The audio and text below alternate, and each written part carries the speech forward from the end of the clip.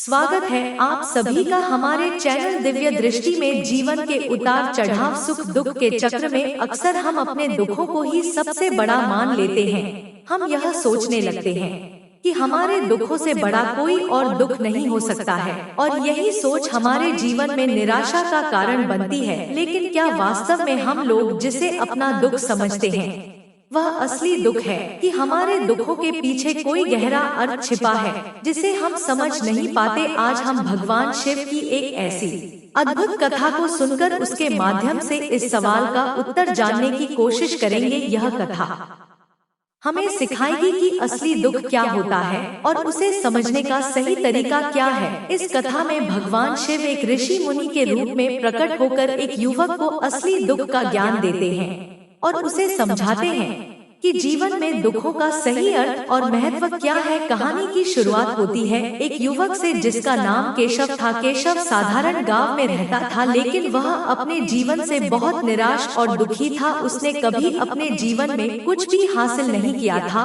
और हमेशा अपने भाग्य को कोसता रहता था। उसकी यही निराशा और दुख उसे इस हद तक ले जाती है कि वह अपने दुखों के बोझ तले दबता जा रहा था। एक दिन जब केशव अपने दुखों से परेशान होकर इधर उधर भटक रहा था, उसने एक ऋषि मुनि को देखा जो लोगों को प्रवचन दे रहे थे। ऋषि मुनि दुखों के बारे में बता रहे थे कि दुख हमारे सबसे बड़े गुरु होते हैं, लेकिन केशव के लिए यह समझना मुश्किल था कि उसके दुख उसे क्या सिखा सकते हैं। उसने अब तक अपने जीवन में कुछ भी हासिल नहीं किया था, वह कुछ भी नहीं करता था। उसके घर वाले भी इस बात से बहुत परेशान रहते थे। वह चाहते थे कि वह बाहर जाकर कुछ अच्छा काम करे, कोई अच्छी नौकरी करे, लेकिन मैं उनकी एक नहीं सुनता था। उसके घर वाले दूसरों का उदाहरण देकर उसे ताने मारते थे, उसे तरह तरह की बातें कहते थे, लेकिन उसे कोई फर्क नहीं पड़ता था। जबकि उसके सारे मित्र कामयाब हो चुके थे, कोई अच्छा व्यापार कर रहा था तो कोई अच्छी नौकरी कर रहा था, जिस कारण जब भी वह लोग मिलते तो वे लोग अपनी बढ़ चढ़कर बढ़ाई किया करते थे। लेकिन केशव कुछ करता नहीं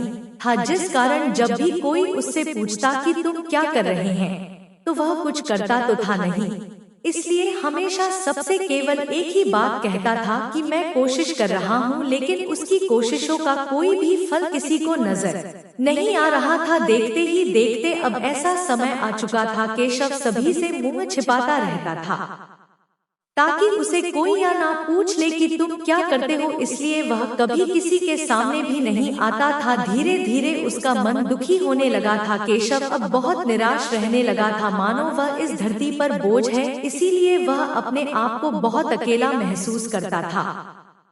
एक दिन उसके मन में यह विचार उत्पन्न होने लगा कि मेरे हाथों में कुछ नहीं है तो मैं क्या कर सकता हूँ। अकेले बैठकर वह रोता रहा और भगवान को दोष देता रहा। एक दिन वह छुपता हुआ घर से निकलकर कहीं जा रहा था, तभी उसे रास्ते में देखा कि ऋषि मुनि लोगों को प्रवचन दे रहे हैं और प्रवचन में बेहद दुख की बात कर रहे हैं। केशव अपना मुंह छुपाकर वहीं पर खड़ा हो गया ताकि उसे कोई देख ना ले और चुपचाप उनकी बातें सुनने लगा। ऋषि मुनि सभी को प्रवचन में कह रहे थे कि दुख हमारा सबसे बड़ा सारथी है, हमें दुख अपने जीवन के बारे में समझाता है और हमें सही जीने का तरीका बताता है। हमारे गुरु की तरह है जिससे हमें सीखना चाहिए। आप चाहे तो अपने जीवन में अपने दुखों को अपना गुरु बना सकते हैं और उससे सीख सकते हैं, या फिर आप चाहे तो अपने दुखों पर बैठकर रो सकते हैं, लेकिन इससे आपको कोई लाभ नहीं मिलेगा, बल्कि आप दिन प्रतिदिन और कमजोर होते जाएंगे, निराश होते जाएंगे। केशव छुप छुप कर उन ऋषि मुनि की बातें सुन रहा था। जैसे ही उपदेश खत्म हुआ, केशव ऋषि मुनि के पास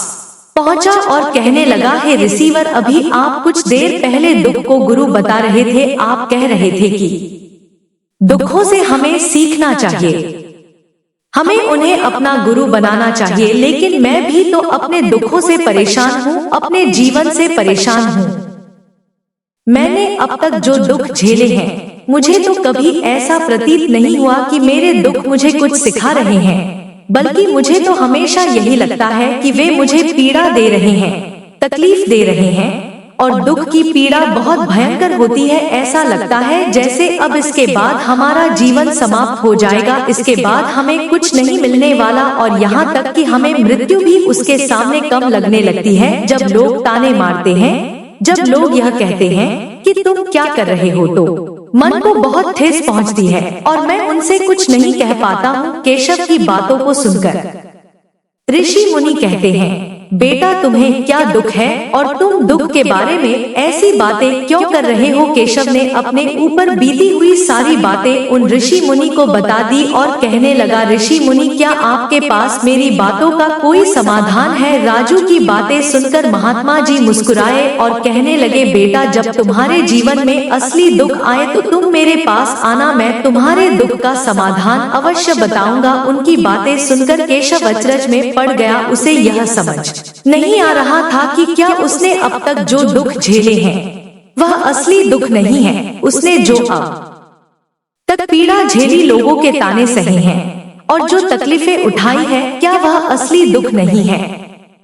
आगे वह मन ही मन अपने आप से कहता है कि जब मुझे मेरे अपने नहीं समझ पाए तो यह ऋषि मुनि मुझे क्या समझेंगे। इतना सोचकर केशव वहां से अपने घर की ओर चला आया। अब केशव लोगों के ताने सुन सुनकर बहुत थक चुका था, बहुत निराश हो चुका था, जिस कारण उसने निर्णय लिया कि वह अब कुछ करके दिखाएगा। उसने अपने पिता से थोड़ा सा रुपया लिया और उस रुपए से उसने एक व्यापार शुरू किया। उसके पिता बहुत खुश थे कि कम से कम मेरा बेटा कुछ करने का प्रयास तो कर रहा है, लेकिन उसे व्यापार में कोई सफलता नहीं मिल रही थी, जिस कारण वह बहुत ही हताश हो चुका था, वह बहुत निराश हो चुका था। केशव को यह समझ नहीं आ रहा था कि क्या करे, किसी तरह से अपने व्यापार को आगे बढ़ाए। तभी उसके पिता ने उसे कहा, बेटा कोई बात नहीं, इसी तरह से प्रयास करते रहो, आज नहीं तो कल सफलता अवश्य मिलेगी।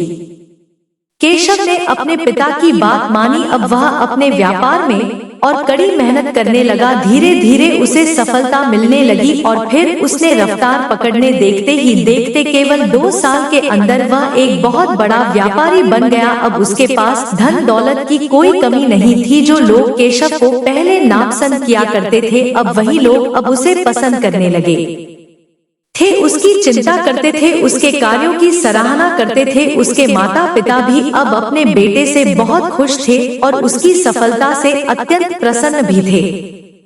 धीरे धीरे केशव के मित्रों की संख्या लगातार बढ़ती जा रही थी। राज्यों के कुछ मित्रों ने उसे यह भी सलाह दी कि उसे अपना व्यापार और तेजी से बढ़ाना चाहिए, उसे अपने व्यापार को और फैलाना चाहिए। जब तुम आज केवल इस नगर के सबसे बड़े व्यापारी हो तब तुम इतना खुश हो, तुम्हारे साथ बहुत सारे लोग हैं। वहीं पर तुम सोचो कि जब तुम इस राज्य के सबसे बड़े व्यापारी बन जाओगे तब तुम्हारे यहाँ बड़े लोगों की भीड़ लग जाएगी, लोग तुमसे मिलने के लिए समय निकालेंगे, यहाँ तक कि इस राज्य का राजा भी तुमसे मिलना चाहेगा, तुम्हारी तारीफ करेगा, और यदि कभी ऐसी जरूरत आ पड़ी तो वह तुमसे धन भी उधार लेने के लिए अवश्य आएगा। केशव को अपने दोस्तों की यह बात बहुत पसंद आई। उसने सोचा कि मेरे मित्र सही कह रहे हैं, मुझे अपने व्यापार को और बड़ा करना चाहिए और फैलाना चाहिए, तभी तो हर कोई मेरे बारे में जान सकेगा, हर कोई मुझे पहचान सकेगा। उसने बिना देरी किए, समय को बिना गंवाए अपने व्यापार में और मेहनत करने लगा। लेकिन अब की बार उसके मन में धैर्य नहीं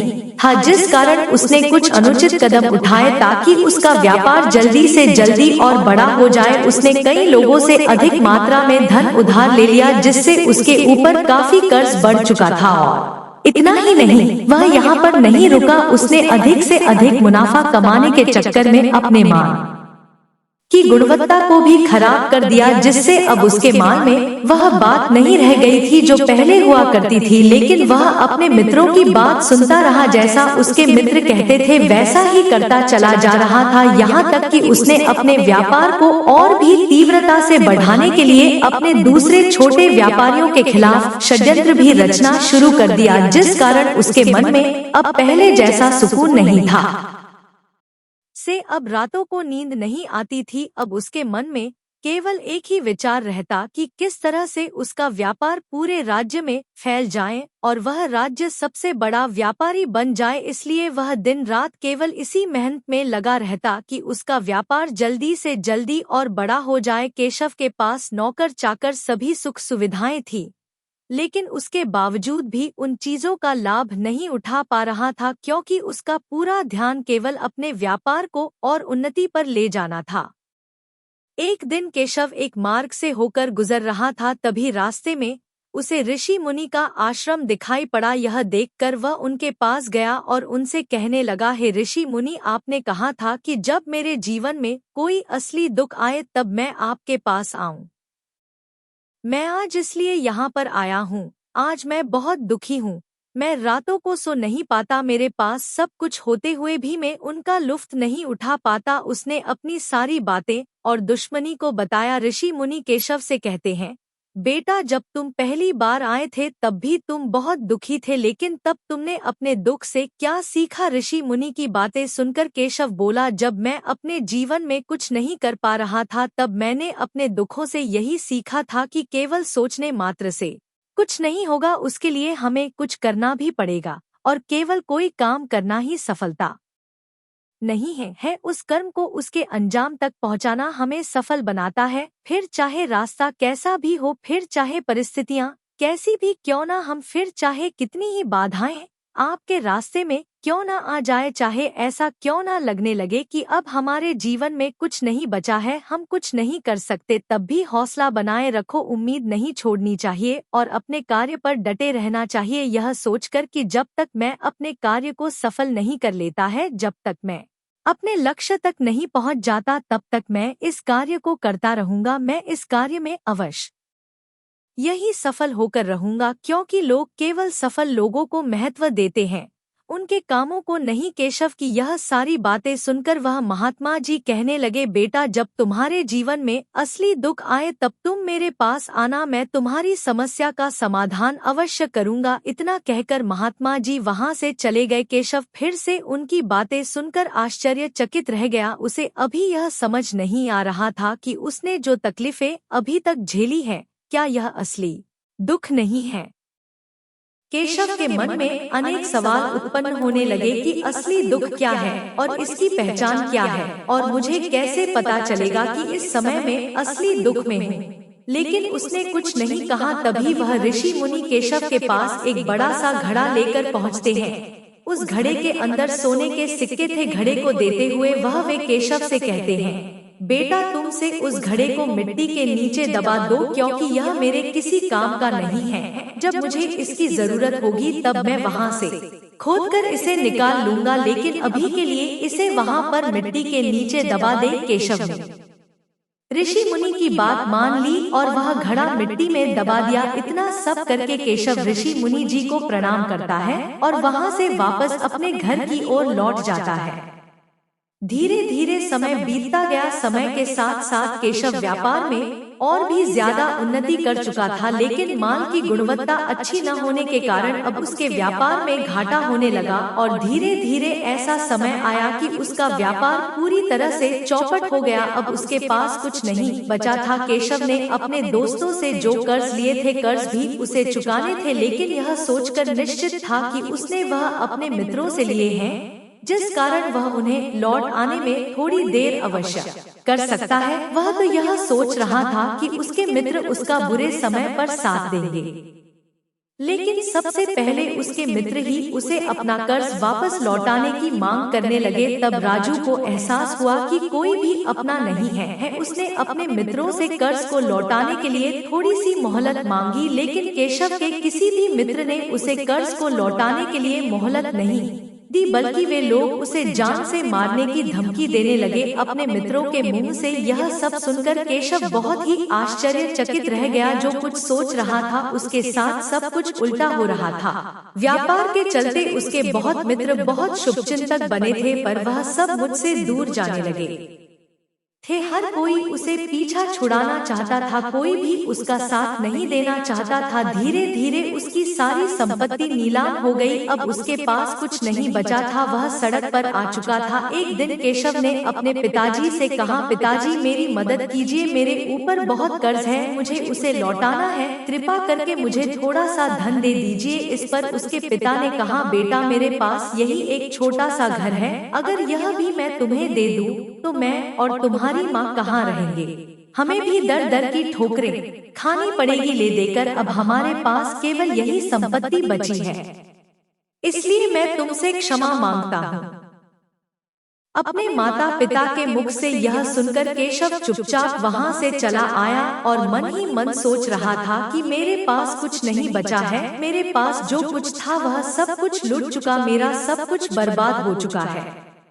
भला अब मैं जीकर भी क्या करूँगा? अब मेरे पास केवल एक ही रास्ता है जिससे मैं अपने कर्जदारों से अपना पीछा छुड़ा सकता हूँ। ये सोचता हुआ वह ऊंची पहाड़ी की ओर पहुंचा। वह पहाड़ी पर चढ़ने ही वाला था कि तभी उसे याद आया कि उन ऋषि मुनि ने कहा था कि जब तुम पर असली दुख आए तभी तुम मेरे पास आना, मैं तुम्हारी समस्या का समाधान अवश्य करूँगा।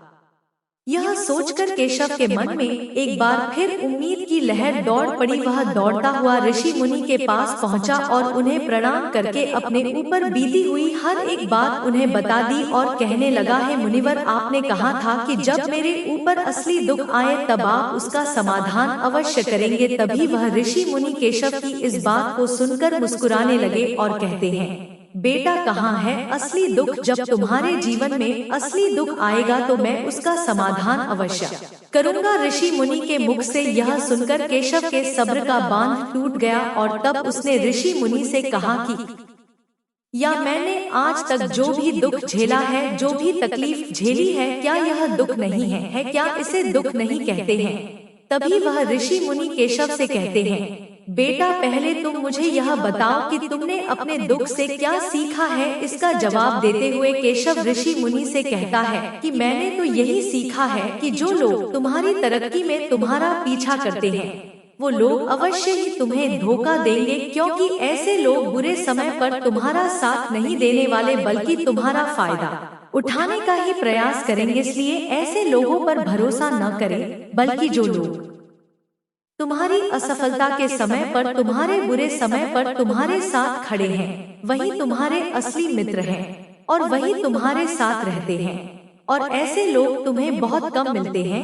जिन्हें भी ऐसे लोग मिलते हैं उन्हें हमेशा उनकी कद्र करनी चाहिए। जब तुम कोई कार्य कर रहे हो तो उसे पूरी ईमानदारी से करो, धैर्य रखो, लालच न करो, क्योंकि ऐसा करने से तुम्हारे साथ ही बुरा होगा और तुम हमेशा नुकसान में रहोगे। केशव की यह सारी बातें सुनकर ऋषि मुनि उसे घड़े के पास ले गए, जहाँ उस घड़े को उसने मिट्टी में दबाया था। उन्होंने गड्ढा खोदा, वह घड़ा केशव के हाथ में थमा दिया। ऋषि मुनि ने केशव से कहा, ये लो, अभी इससे तुम अपना काम चलाओ और जब तुम्हारे जीवन में असली दुख आए तब तुम मेरे पास आना, मैं उसका समाधान अवश्य करूँगा। केशव उनकी बात सुनकर बड़ी फिर से आश्चर्य में पड़ गया। उसे यह समझ नहीं आ रहा था कि आखिर यह असली दुख क्या है, लेकिन उसने अपने हाथों में पकड़े उस घड़े को देखा जिसके अंदर सोने के सिक्के थे। यह देखकर उसे मन ही मन यह लगा कि चलो अब तो थोड़ी सी राहत अवश्य हो जाएगी, मैं अपने मित्रों का कर्ज लौटा सकूंगा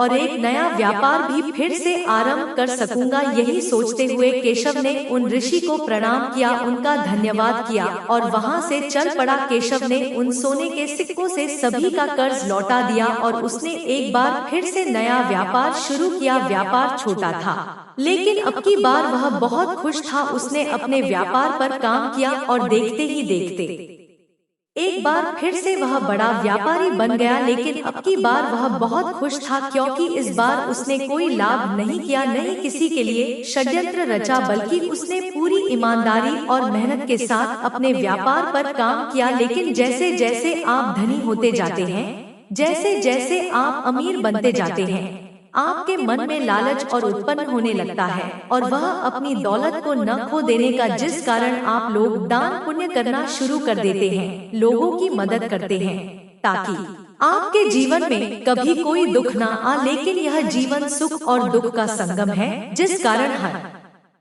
किसी को सुख और दुख से होकर गुजरना ही पड़ता है। इसी वजह से एक बार फिर से केशव के जीवन में एक और दुख का आगमन हुआ। अब की बार उसके माता और पिता दोनों की मृत्यु हो गई।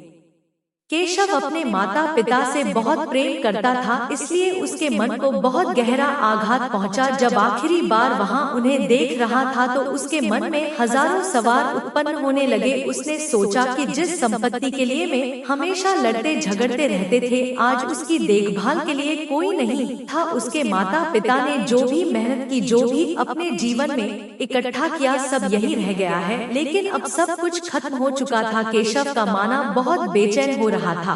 उसके मन में हजारों सवाल उत्पन्न हो रहे थे और वह अपने आप को बहुत अकेला महसूस कर रहा था। उसे बहुत खाली समय महसूस हो रहा था। उसने इधर उधर देखा, लेकिन उसे कुछ समझ नहीं आया। तभी उसे उन ऋषि मुनि की याद आई। वह तुरंत ही भागा उन महात्मा के पास पहुंचा है। उसे देखते ही उन ऋषि मुनि ने केशव से पूछा, क्या बात है बेटा, कोई फिर से दुख है क्या? तभी केशव ने कहा, नहीं गुरुदेव, अब तो सब ठीक है, लेकिन आज मेरे माता पिता की मृत्यु हो गई और मैं बहुत अकेला महसूस कर रहा है। मैं बहुत दुखी महसूस कर रहा हूँ। ऋषि मुनि केशव से कहते हैं, बेटा इसमें दुखी होने वाली क्या बात है? यह तो जीवन है, यहाँ पर कोई भी रहने नहीं आया और न ही कोई रहेगा। हम सब एक दिन मृत्यु को प्राप्त हो ही जाएंगे और मृत्यु कब आएगी यह किसी को नहीं पता हो सकता है कि तुम्हारी मृत्यु कल ही हो जाए। केशव कहता है, मैं तो अभी जवान हूँ और मुझे तो अभी अपनी पूरी उम्र जीना है। मैं तो कुछ करना चाहता हूँ और आप कह रहे हैं कि मैं कभी भी मृत्यु को प्राप्त हो सकता हूँ।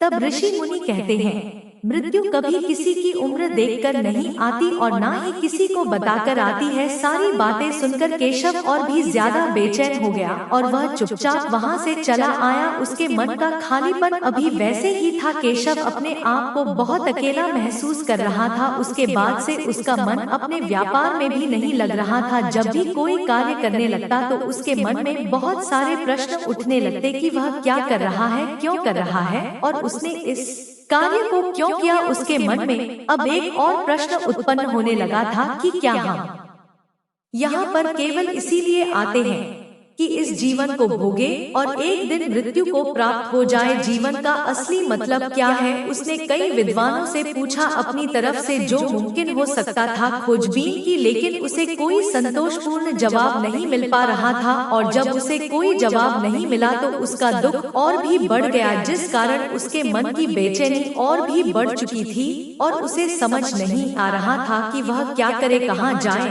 किससे पूछे। तभी उसे फिर से उन ऋषि मुनि जी की याद आई तो फिर से उनके पास पहुंचा और उसने अपने मन की सारी बातें उनको बताई। ऋषि मुनि केशव से कहते हैं, मैं बेटा आज पहली बार तुम्हारे जीवन में असली दुख उत्पन्न हुआ है, जिसे हम कह सकते हैं जो दुख कहलाने लायक है। हमें पता ही नहीं कि हम क्या कर रहे हैं, कहाँ जा रहे हैं, क्यों जा रहे हैं, कौन है, क्या है, क्यों है, हम क्या करना चाहते हैं।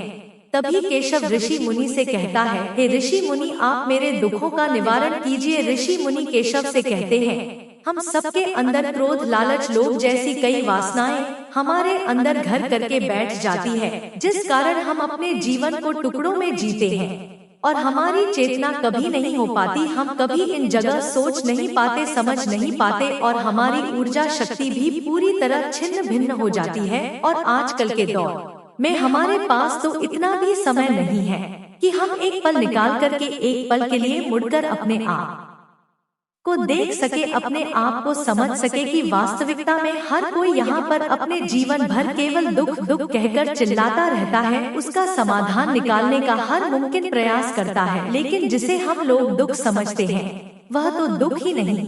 तो इसका समाधान आपको कहाँ से मिलेगा? यह तो परिस्थितियाँ हैं जिसके कारण हम अपने आप को दुखी समझते हैं, अपने आप को तकलीफ में समझते हैं।